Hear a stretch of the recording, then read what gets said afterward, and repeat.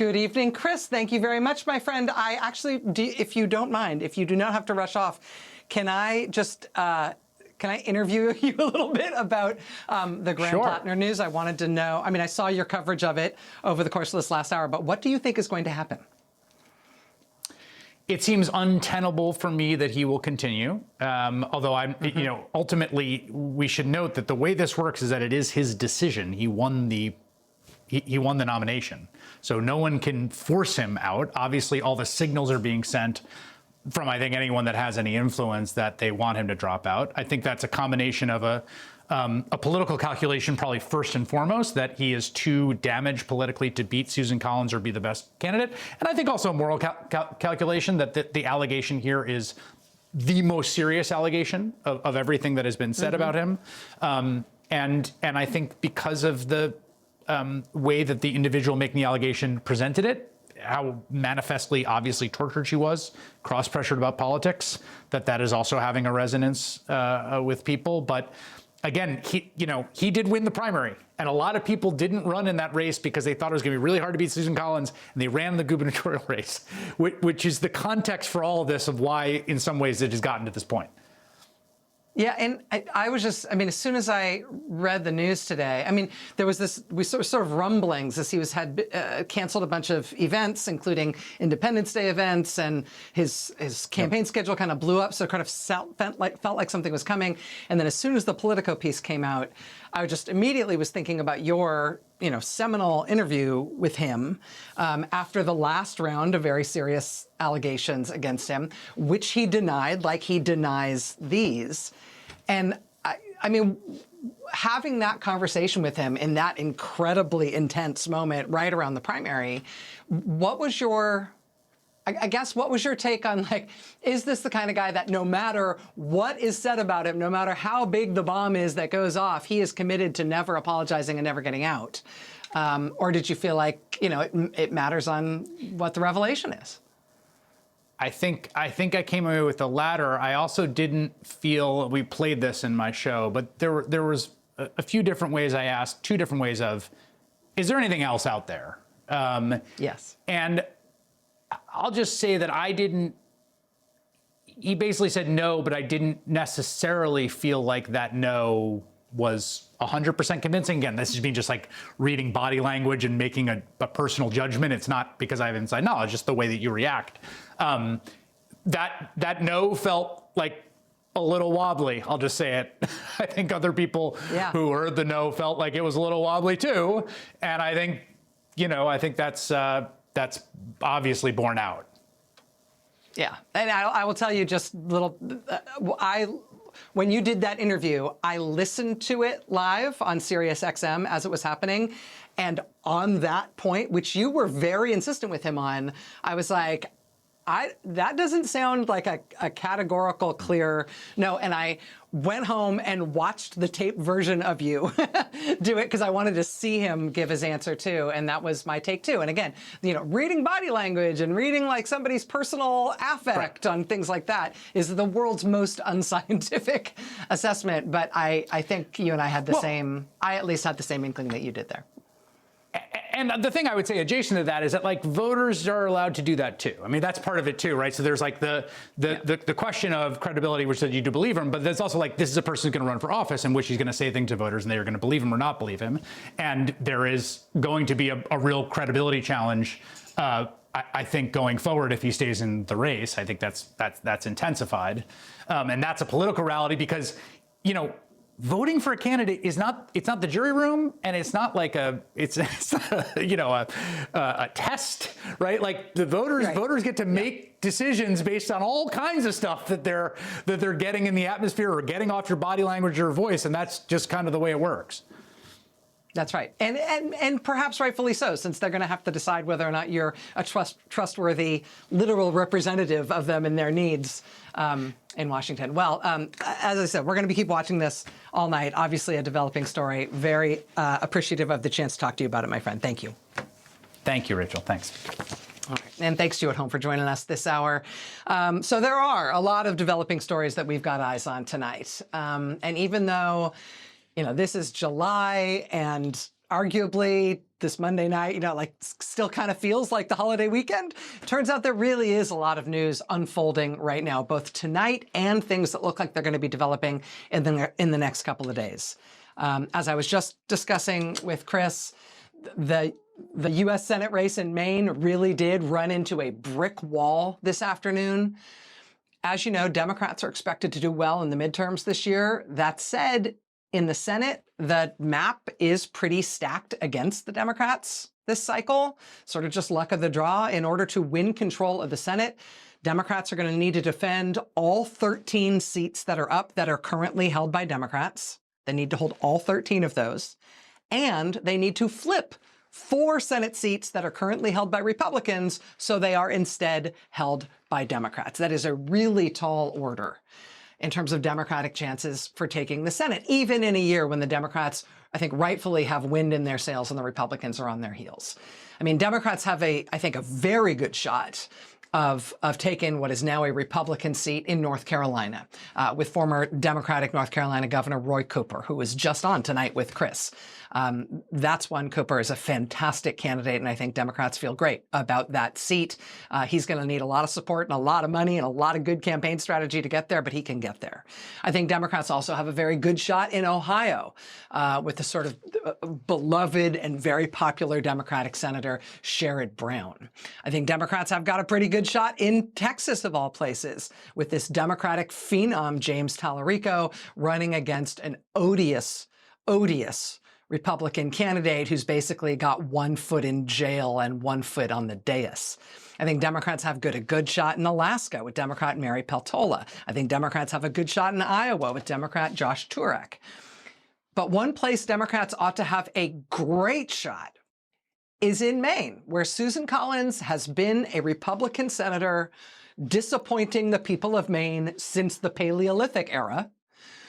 Maine Democratic Governor Janet Mills put her hand up to run against Susan Collins, but frankly, Janet Mills was pretty easily trounced in the Democratic primary by this charismatic political outsider, combat veteran and Maine oyster farmer, or Maine oysterman Graham Plattner. After weathering more than your average candidate's share of scandals and unflattering accusations and revelations, Graham Plattner insisted, including in a seminal interview with Chris Hayes, that there was no chance he was going to drop out. His supporters in Maine clearly stayed committed to him through all of those waves of scandal and accusation. That said, his broader support outside his base was not as evident. He has not been polling particularly well of late against Susan Collins, especially for a state that Trump lost by nearly 7 points. But then today there was this thunderclap report in Politico, later followed by an interview with CNN from a woman who says that Graham Plattner raped her in 2021. Plattner has denied the allegation, but he also says he's going to take time to reflect on the best path forward for his campaign. Since then, things have been falling apart for his campaign. Prominent Democratic endorsers of Graham Plattner, like Congressman Ro Khanna of California, Senator Ruben Gallego of Arizona, today both pulled their support from Graham Plattner. The very influential progressive Democratic Senator Elizabeth Warren of Massachusetts, tonight she also called on Graham Plattner to withdraw from the race. The Maine Democratic Party this afternoon called on him to withdraw as the Democratic Party's nominee for Senate. Now the Democratic Senate Campaign Committee has done the same. This is the Senate Committee for the National Democratic Party, which helps Democratic candidates in all Senate races in the country. They're now saying that if Graham Plattner remains the nominee in Maine, the Democratic Party's Senate campaign arm will no longer provide any support to the campaign in the state of Maine. Now, on top of that, just in the last few minutes, the chairman of the National Democratic Party, Ken Martin, has also said that it is time for Graham Plattner to end his campaign. Now, under state law in Maine, as long as Graham Plattner withdraws from the race within a week from now, as long as he withdraws by July 13th, 1 week from today, the state Democratic Party can choose someone to replace him. They'll have another 2 weeks. They'll have until July 27th to do so. all that means is that this is a story that's going to resolve quickly, one way or the other. I think in normal times, 99 out of 100 political observers and probably 99 out of 100 just regular people would say that all signs point to the exit tonight for this candidate, Graham Plattner. That said, when's the last time it felt to you like we were living in normal times? These are not normal times, and I'm not making any predictions as to what is going to happen, but I will tell you honestly that the wheels are coming off, including some important financial considerations to take into effect for the future of the Plattner campaign should he choose to stick it out. So we're watching that tonight. Also in the Senate, there's going to have to be some kind of resolution at some point over the circumstances, the sad circumstances, surrounding the former Republican leader in the Senate, Mitch McConnell, the senator from Kentucky. As you have no doubt heard, Senator McConnell was hospitalized 3 weeks ago. Emergency services call from that date reflect the fact that emergency medical personnel that morning treated a person at Mitch McConnell's address who was said in those emergency medical service calls, the person was said to be unconscious. Emergency medical personnel described performing CPR on that unconscious person. Nobody has seen Senator Mitch McConnell since. For the second week in a row now, his office has put out a statement saying Senator McConnell appreciates the outpouring of support he's receiving while he continues his recovery in the hospital. But they said that last week, they're saying that again today, and that's all they're saying. And if that makes you immediately start wondering what they're not saying, the headline tonight at Huffington Post quite bluntly sums up what is missing from that statement. Headline, Mitch McConnell's office won't confirm if he's conscious. I mean, to be fair, that statement they keep putting out says that the senator appreciates the support he's getting.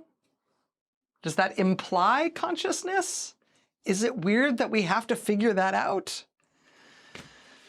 So there's going to have to be some kind of further clarification there as well, not only for the larger consequences, but for the people of Kentucky who should have 2 senators representing them in Washington, particularly at a time as fraught as this. So we're watching that. President Trump this hour is flying off to Turkey for the NATO summit. Now, while he's there, we are sort of watching 2 expected storylines, 2 very, very different, but expected storylines. The first, of course, the really, really unnerving one is that, of course, we're expecting Trump to try to blow up NATO while he's there as best he can. You know, before the White House said anything about it, we learned this weekend from a Kremlin announcement that Donald Trump apparently had an hour-and-a-half-long call with Vladimir Putin this weekend. That's apparently how the President of the United States celebrated the 250th anniversary of the founding of our country. He had a long, undisclosed, secret phone call with a foreign dictator he has weird slavish devotion to and who helped him get elected to the White House in the first place. Again, it was the Kremlin that reported first on the existence of the call. After the Kremlin reported that the call had happened, not the White House, we had to hear it from Russia, Trump was then asked about it by reporters, and he did then admit today that he'd had the call with Putin right before heading off to NATO. Who called who? So now, based on past experience with Donald Trump and his conversations with Vladimir Putin, which he often doesn't admit to having, because of that past experience of how he has behaved after speaking with Putin in the past, everybody is now expecting Trump to make some bizarre announcement or expecting him to pick some bizarre fight at the NATO summit that reflects whatever it is Putin last said to him before he left. Right? It'll be something that Trump's never talked about before, never shown any native interest or understanding of whatsoever. It'll be some Russian talking point that will then become Trump's, cause at this NATO summit. At least if past is any prologue, if he behaves at this summit like he has in past events like this. Also, just for your situational awareness on this one, this comes amid somewhat panicked reporting sourced from European intelligence agencies that the other countries in NATO are expecting Putin soon to try some kind of military incursion or even a full-blown military attack against one of the European countries in NATO, just to test it. Test it. Just try to demonstrate what everybody already suspects to be the case, which is that Trump won't make good on our treaty obligation to defend one of our NATO allies as long as that ally has been attacked by Russia. Any such attack or incursion and non-response from the United States would effectively end NATO once and for all. Right? The whole point of NATO is that the NATO countries commit to defending one another if any of them is attacked, right? If Trump breaks that commitment, that will end NATO effectively, which of course is Vladimir Putin's fondest dream. So that is the loud static you're hearing. That's the sort of ominous portent that looms over Trump's trip to this NATO summit in Turkey, which he is leaving for right now as we speak. Now, I said there's two things that we're watching for, though, for this Trump trip to the NATO summit. We've got this thing with him just talking to Putin and, oh God, what's he going to bring up now? What's he going to do? That's one. The second thing, though, sort of happily, is a totally different type of thing that we are also expecting from Trump while he is at this NATO summit in Turkey. And that is that, just by happenstance, there's a very good chance that while Donald Trump is at the NATO summit in Turkey, he is going to have to pay E. Jean Carroll over $5 million. This stems from the unanimous jury verdict against Trump in a 2023 civil trial in which a jury found Trump liable for sexual abuse of E. Jean Carroll. Trump has now lost his appeals on that matter all the way up to the United States Supreme Court, which has neglected to bail him out on this. And so he has kind of run out of appeals and run out of time. And it may be that Trump needs to step out for a moment from his day job of destroying the post-World War II Western-led international order in order to send more than $5 million of his own money to a woman whom a jury says he sexually abused. Other than that, sir, how was your trip? So there's a lot of different types of stories that we are watching tonight, a lot that we are expecting to develop over tonight and into the next couple of days, even as we come out of this 250th anniversary 4th of July weekend. And, you know, as we headed toward this big 250th anniversary, there was understandably, there's a lot of looking back at how we as a country had handled previous big number anniversaries of our country's founding. So, for example, there was a lot of looking back this year at 1976 and all the groovy psychedelic ways we celebrated the bicentennial, the 200-year anniversary in 1976. And actually, if you look back at the press from 1976, you will find that back then, 50 years ago, people, Americans, the press, commentators, people were also looking back at previous big number celebrations. People in 1976 were looking back at 1876, the 100-year celebration, the centennial in 1876, when we celebrated 100 years as a country by having a big World's Fair in Philadelphia. We also looked back at the 150th year celebration, which was in 1926. Where this lady in Louisiana apparently got a souvenir coconut, which she held on to for 50 years. So she got the souvenir coconut at the sesquicentennial in 1926, and she was able to proudly display it to her local paper at the bicentennial in 1976. The coconut lasted. So, I mean, in ways big and small, you do what you can. We don't always do a great job at these celebrations. Jill Lepore, the historian who writes at The New Yorker, wrote recently about the 1926, the sesquicentennial, the 150-year celebration, where apparently they initially tried to give the Ku Klux Klan a permit for a convocation. Literally, they tried to permit a huge KKK parade at the sesquicentennial, at the 150th anniversary of the country's founding, before somebody finally thought better of the idea. We do not always do a great job with these kinds of big number, big anniversary celebrations of the founding of the United States of America. But honestly, our generation is the one who had to figure out how to celebrate the 250th. We just had the 250th. What is anybody even going to be able to say we did for this one? I mean, honestly, if, like in all previous big number anniversaries, we look back at the last one to say like, oh, this is how they dealt with it last time, when generations hence look back on this one, the 250th, what will they be able to say we did as a country? I mean, Trump gave a speech for the 250th anniversary. He literally called it a Trump rally. And at the event, there was lightning, and his followers reportedly argued with the Secret Service and police and refused their orders to leave because they didn't want to leave because they thought it was, quote, liberals in the weather service who were conspiring against them. It wasn't actually the weather, it was liberal weather.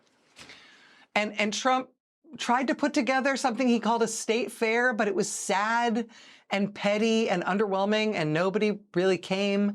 And the Boogie Woogie Bugle Boy dancers on Trump's weird National Mall stage were nearly killed by a big gold piece of the stage falling down on them while they were rehearsing. I mean, yes, there was a big military flyover and a lot of fireworks, but that was kind of it. That proved to be the only thing the federal government of the United States was capable of pulling off for its 250th birthday. And like I said, these anniversaries haven't always been great. And maybe they weren't going to be great no matter who was in the White House. But for the kind of leader we have in the White House right now, for this kind of a guy, this kind of an anniversary was never going to be his thing, right? It was always going to be too much about the country and not enough about him. He is the only person to whom things actually seem real, right? Or seem important. If it's not about him, he doesn't really care. So really the only things he even tried to do for this huge anniversary were things that were about him.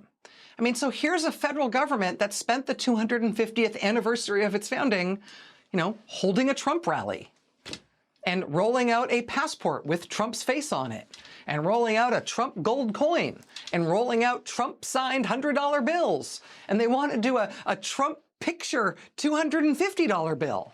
And they did this Trump State Fair with a hoopty, fall-down, staple-gunned wooden model of the arch that he wants to build for himself. Who do you want this arch to honor? What do you want this arch to honor, Mr. President? I want it to honor me. Oh, and we also had a Trump visit to Mount Rushmore. And why did he go to Mount Rushmore? Because he wants to put his own face on Mount Rushmore. I mean, none of these things are even about the country, let alone for it. I mean, 49 years and 363 days from now, if and when we hit our 300th anniversary as a country, I'm telling you, whatever media we have then will be looking back at us. We'll be looking at what we did this weekend. They'll be looking back at this 250th anniversary. What are we going to say we did? It's just going to look like this feckless, failed, truly laughable effort by a, you know, cult of personality, would-be dictator, failed extremist president who is more unpopular than just about any other president in the history of the presidency, but who is nevertheless trying to turn the country into Trumpistan, and that is how he spent the 250th commemoration of our founding as a nation. I mean, the one real national story we can happily tell about this anniversary will be that, by another coincidence of the calendar, one of the truly, honestly, great things that has been happening all over the country at this time, one of the things that happened all over our country, specifically on our 250th birthday, is that people from all over the world have been here right now to celebrate the World Cup. Something that Trump sort of hadn't really acknowledged at all, maybe didn't even know was happening because it wasn't about him, until the day after the 4th of July, when we learned that Trump has decided to foul that up too. He's now admitted that he waded into it, despite the fact that he says he didn't even know what a red card was. Doesn't watch soccer, doesn't understand it. He nevertheless called the International Football Association, FIFA, that administers the World Cup. And so now we have bleed over from the failed and ridiculous Trumpiness of everything he touches into what was otherwise a legitimately real and good thing. I mean, everything he touches turns to not gold. And so now what was otherwise kind of this unequivocally good thing, the triumph of the sort of good vibes World Cup unfolding all across our country, despite everything else our government has been screwing up under Trump. Now, instead, that too becomes Trumpified. That instead becomes an instant worldwide global outrage and scandal about Trump admitting that he has tried to corrupt the World Cup by wading in and getting FIFA to overturn a red card against an important American player. It should also be noted that Trump commemorated the 250th anniversary of the nation's founding this weekend by doing one extra thing. That wasn't on the agenda, but he did nonetheless. He got online and posted a racist fake image of former President Barack Obama and Michelle Obama in a fake Air Force One that was all covered in graffiti. As the Associated Press delicately noted, quote, "The use of graffiti is a coded message to remind people of crime and urban decay and has been used in racist messaging against black people in the past." The AP also noting that this latest racist post from Trump for Independence Day weekend comes after, quote, another racist post by President Trump that showed the couple as primates in a jungle. Happy 250th anniversary. Happy 250th, America. How far we've come. We at least turned down the Klan permit ultimately in 1926. That said, you know what? We are not our government, right? Our country is a heck of a lot more than whoever's botching things and disgracing themselves in the White House. I will just note that the Tulsa, Oklahoma chapter of Indivisible marked Independence Day this weekend by spelling out 2547, as in use the 25th Amendment to declare Trump unfit and incompetent and remove him from office. 2547 in Tulsa, Oklahoma. They did that in 96-degree heat this weekend. It felt like about that in Minneapolis on Independence Day as well, where people held a mock funeral through the streets commemorating carrying coffins to commemorate the people who have died in Trump's immigrant prisons since he has been back in office. Even though Trump and his top campaign donor, Elon Musk, looted the money that Congress had set aside for small towns and local communities to mark the 250th anniversary their own way, people all around the country have nevertheless still found cool, free ways to mark the anniversary. You know, the anniversary that we're technically celebrating is the signing of the Declaration of Independence on July 4th, 1776. The Declaration was not actually read out loud to the people until 4 days later, July 8th, 6 p.m. on July 8th, 1776. That's when the people of the United States of America were essentially given the Declaration that had been signed on their behalf. To commemorate that, at 6 p.m. Eastern Time, all over the country, in every time zone, in every state in the country, at 6 p.m. Eastern Time, this Wednesday, July 8th, people all over the country will simultaneously read aloud the words of the Declaration of Independence to commemorate the first time that we, the people, heard it. There's a lot going on in the news right now. We're going to get some late-breaking reporting on the debacle of Trump corrupting the World Cup. We are watching this Graham Plattner story and the Mitch McConnell story as well. We're going to get some expert help in just a moment on the truly nuts thing that Trump just did about guns. I use the word nuts advisedly here. Honestly, if you have not heard about this yet, you are not going to believe it. But take heart. I mean, this 250th birthday for our country, keep in mind, first of all, that it's all year. The birthday is all year, so Trump blowing it on the 4th itself says more about him than it does about us. We have all year to make it up any way we want to. Most importantly, though, it really is for all of us to celebrate the way we see fit, the way we will want to be proud of, the way we will want our generation to be remembered 50 years from now, 100 years from now, God willing, 250 more years down the road. Lots to get to tonight. Stay with us.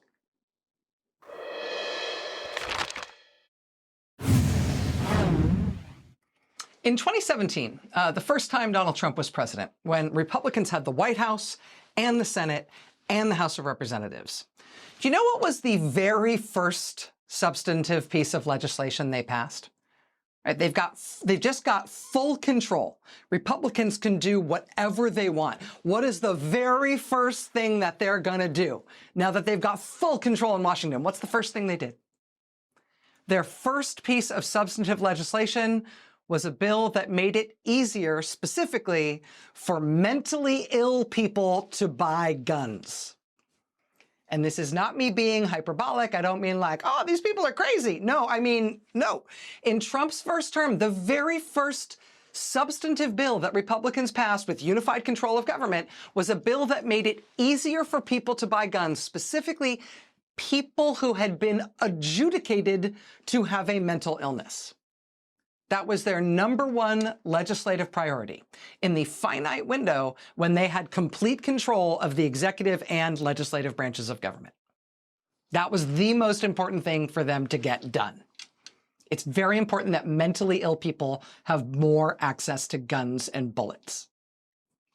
Well, now, of course, Donald Trump is back in the White House. He once again has unified control of Congress, though this time they can't seem to get much of anything passed. So now, Trump is not bothering Congress again to address what still appears to be his #1 priority, but he is still working on this matter. And this time he's going even further.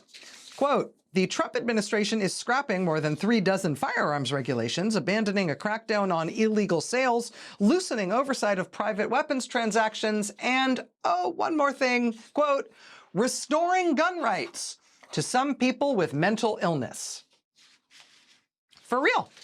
He's actually doing this again right now, trying to take this further, prioritizing and taking government action specifically, not as like a washover effect, not as an unintended consequence, but deliberately and on purpose and specifically to ensure that mentally ill people can have access to firearms and ammunition. This is what's most important to you? This is your priority? The mentally ill aren't well armed enough in America? In a sane, forgive me, world, every Republican in the country would be asked about this every time they show their faces in public. More ahead on this. Stay with us.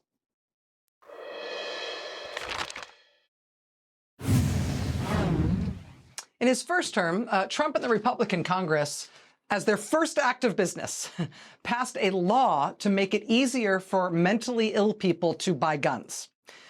Now that he's back in office for a second term, he is taking executive action to roll back a regulation that will make it possible for even more people with adjudicated mental illness to access firearms and ammunition.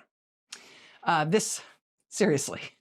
This second time around, Trump's own administration studied the consequences of rolling back this regulation. In their study, they found, they actually wrote down that making it easier for more mentally ill people to buy guns will increase the risk to public safety, quote, up to and including potential mass casualty events. They determined that, the Trump administration determined that that would be the effect, and then they decided to do it anyway. Joining us now is Mariana Mitchum. She is the former Associate Assistant Director at the Bureau of Alcohol, Tobacco, Firearms, and Explosives, where she worked for 20 years. She quit last year when the Trump administration started rolling back gun safety measures. She's now the Senior Industry Advisor with Everytown for Gun Safety. Ms. Mitchum, thanks very much for taking time to be here tonight. I appreciate it. Yeah, thank you so much for having me. What goes into that kind of analysis? The Trump administration itself says this kind of change will lead to more mass casualty events. They are nevertheless doing it anyway. What do they study in order to make that sort of determination about the likelihood of the impact of this kind of regulation change? Yeah, unfortunately, I can't tell you what exactly went into this study since I am no longer at ATF, but I can tell you what we used to do when I was there previously. We made some very important regulatory changes under the previous administration. And in all of those changes, we always had an eye towards public safety. We must always ensure that no harm will be caused to the public when making these changes. It seems like that wasn't the same process this go around with these 30 proposed regulatory changes. And this one about mental illness is one of them. Taking the larger group as a whole, as you say, some 30 regulatory changes that they're making all at once. What should we, as Americans, as the public, expect will be the practical impact of these changes that they're imposing? Yeah, unfortunately, we really have to look at these 30 regulatory changes together, right? Don't look at each individual one in a vacuum because they are intended to work together. They are layered upon each other. And some of the biggest things that I want to draw everyone's attention to are the changes to non-over-the-counter sales. Right now, any individual in this country, in every single state, it does not matter where you live, if you want to purchase a firearm, you have to do it in person. You actually have to go into the gun store, you have to fill out paperwork, and most often have to complete an on-site point of sale background check. These proposed regulatory changes are looking to completely wipe that out. They would allow for mail order sales. So individuals could sit within the comfort of their home and purchase a firearm 100% online.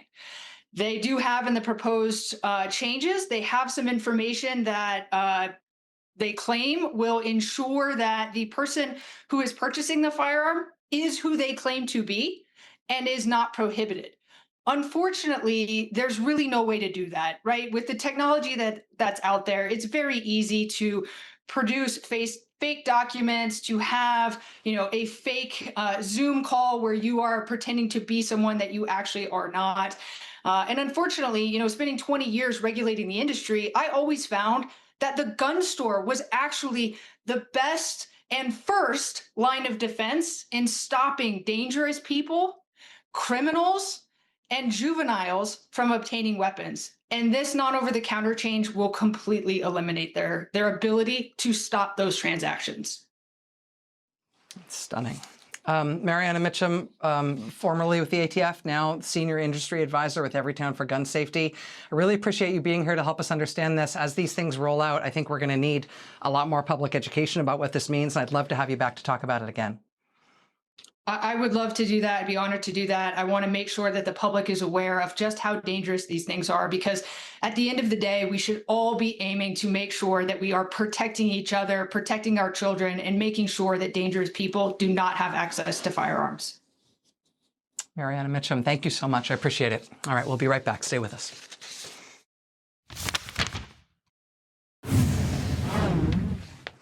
So here's the lead, Wall Street Journal. In the hours after the U.S. secured its first victory in a World Cup knockout match in more than 20 years, the mood inside the White House was anything but celebratory. The game had been marred by a controversial red card for the Americans' top scorer at this tournament, and it meant he would be automatically suspended for the next match. The president instructed his team to find a way to lift the suspension. As U.S. Soccer publicly bemoaned that it had no recourse to appeal the red card decision, Trump picked up the phone. He urged FIFA's president to review the call. However you feel, if you feel anything at all, however you feel about the suspension and reinstatement of this star striker on the U.S. men's national soccer team, it's interesting. President Donald Trump seems uncharacteristically unsure about whether he should be taking credit for doing what he did. He spent a long time today telling reporters he knew this call should be overturned because he understands sports really well. Literally said that, while he also admitted that he only just learned what a red card is last week. And so while he wants everybody to know that he picked up that phone and made that call to the FIFA president, he also seems to understand that it might not be a good thing for the whole world, including American soccer fans, to see that the American president has corrupted the World Cup by calling the president of FIFA and demanding and getting special favors and special treatment for the U.S. team. I mean, no matter what the team does, no matter how much they don't deserve it, what he has done will brand the U.S. as undeserving, right? As having received treatment that they didn't warrant, as effectively cheaters. Even though they didn't do anything to deserve that label, he did. The president said repeatedly today that all he did was ask for a review, that he didn't order FIFA to do anything. It's almost like even this president knows this story might sound better if it had less of him in it. Joining us now is Natalie Andrews. She is White House correspondent for the Wall Street Journal. She's part of the reporting team behind this incredible story inside the White House campaign to overturn a World Cup red card. It is a dystopian headline. Natalie Andrews, thank you so much for your reporting and for being here tonight. I appreciate it. Thanks. Yes. My sense is that President Trump, in sort of an uncharacteristic way, kind of both wants credit and doesn't want credit for what happened here. Does that sort of track with your reporting on what you're seeing from the White House? I know in talking to folks inside the White House yesterday, they were very excited that this was the direction that this had happened. They were seeing this as a win. It was exciting. Trump posted yesterday, but his comments today, yes, he wanted everyone to know he didn't ask specifically. He didn't make the direct ask. But we know that his team that he assembled after the red card went down, after the U.S. game, he assembled a team to look into this, and it was led by Andrew Giuliani, who's leading the World Cup for the U.S., and Commerce Secretary Howard Lutnick was there as well. They assembled lawyers who have who are loyal to the president, and they discussed and kind of went behind the scenes all week on how could they mount a challenge, how could they present this to FIFA in the best way. Tapping a Giuliani to overturn the result. Who could have possibly seen that this might have ended up going the wrong way? One of the things that was, I thought, very interesting in your reporting was when you and your colleagues wrote that the White House thought they could, or knew, in your words, that they could count on a willing ally in FIFA's president. Can you just unpack that for us and explain that a little bit? The relationship between Trump and Infantino has been one of the more interesting bonds that have come out of the second Trump administration. He's popped up at the White House on days that have nothing to do with soccer. He was at the UFC fight on Trump's birthday. He was also at the peace signing that Trump did in Egypt. Trump has called him the king of soccer, and Infantino invented the FIFA Peace Prize and gave it to the president. So they do have this relationship. They've been known to talk on the phone. They have really formed a bond as the World Cup has been playing, as they've been preparing for the World Cup. Natalie Andrews, White House correspondent for the Wall Street Journal. I really appreciate you being here to help us understand this still developing story. I appreciate it. Anytime. Thank you. All right, we'll be right back. Stay with us.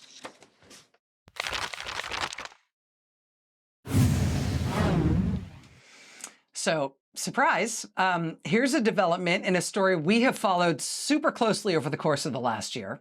As you know, the Trump administration had this plan to build all these gigantic Trump prison camps all over the country. They spent over $1 billion on these huge warehouses, buying up huge warehouse facilities all over the country, and they were going to use them to lock up tens of thousands of people. Huge Trump prison camps. Some of them would have been among the biggest prisons in the world, all to hold people without trial. After ferocious resistance to these facilities from basically every town all across the country where they wanted to put one, we got reporting last month that the Trump administration has now abandoned this idea. They are pulling back from almost all of them.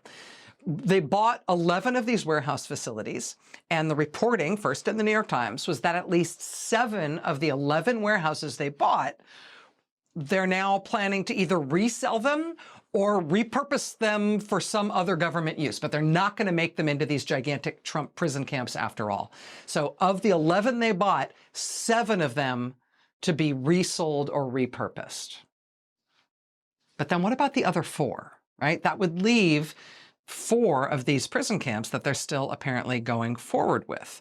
Well, one of those we have an update on. One of those was a facility in Surprise, Arizona. That is the name of the place, Surprise. And there, like many of these places where these things were going to be cited, we have seen ardent and intense and dedicated local pushback. Early on, more than 1,000 people showing up to a Surprise, Arizona City Council meeting to say, no, they do not want this. The pushback has gone so far as a dramatic proposal from local residents in Surprise that their city government should be dissolved altogether. Because if their local government can't be counted on to fight hard enough against this Trump prison camp, these activists in the town, people who live in the town, are proposing that they should disincorporate Surprise, Arizona to get those local leaders out of the way, because maybe the county where they are, Maricopa County in Arizona, will help them fight. That said, the Democratic-run state government in Arizona has been an ally to those locals in Surprise, helping them push back. Arizona's Attorney General Chris Mays filed a lawsuit to stop the Trump administration from building this thing. Arizona's 2 U.S. Democratic senators are very much trying to associate themselves with the fight against the prison, which is a sure sign that the people fighting against the prison are on the right side and they're going to win. Here's Senator Ruben Gallego with some of the young people, some of the high school kids who've been fighting against this thing. Their school would be just blocks away from this huge prison camp. Just today, we got a statement from Senator Mark Kelly's office congratulating the people of Surprise, Arizona, particularly the young people in Surprise, Arizona, for how hard they've been fighting against this prison camp, commending their work to stop this thing. Senator Kelly told us today, quote, "When people stand up for their community, they can make a real difference." So we've seen this huge pushback dramatic enough that they're willing to dissolve their town in order to fight back more fiercely against this thing. We've got the 2 U.S. senators in Arizona now saying we are on the side of the people who are fighting this thing. We've got the Democratic-led state government in Arizona saying we are fighting this thing, and they brought this lawsuit.